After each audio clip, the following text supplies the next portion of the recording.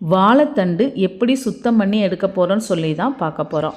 ஒரு பாத்திரத்தில் தண்ணி எடுத்துருக்கிறேன். அது கூட 1 ஸ்பூன் அளவுக்கு உப்பு போட்டு கரைச்சி விட்டுக்கிறேன்.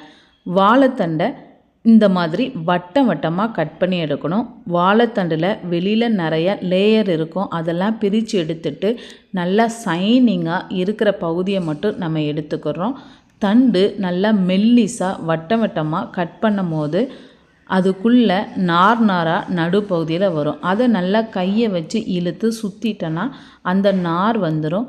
இப்படி எல்லா பகுதியிலையும் நம்ம மெல்லிஸாக வட்டம் வட்டமாக கட் பண்ணி எடுக்கும் போது நார் இதிலையே பாதி நம்ம எடுத்துருவோம்.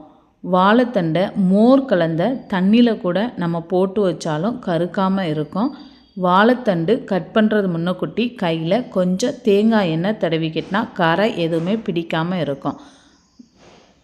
எல்லா வாழைத்தண்டுமே இந்த மாதிரி சின்ன சின்னதாக வட்டம் வட்டமாக கட் பண்ணிவிட்டு அதில் உள்ள நாரெல்லாம் எடுத்துட்டு அதுக்கு பிறகு மொத்தமாக வச்சு நமக்கு எந்த சைஸில் தேவையோ அதுக்கு ஏற்ற மாதிரி கட் பண்ணி எடுத்துக்கலாம். இப்போ கட் பண்ண வாழைத்தண்டு எல்லாத்தையும் நான் உப்பு கலந்து வச்சுருந்த தண்ணியில் ஆட் பண்ணிகிட்டே வரேன்.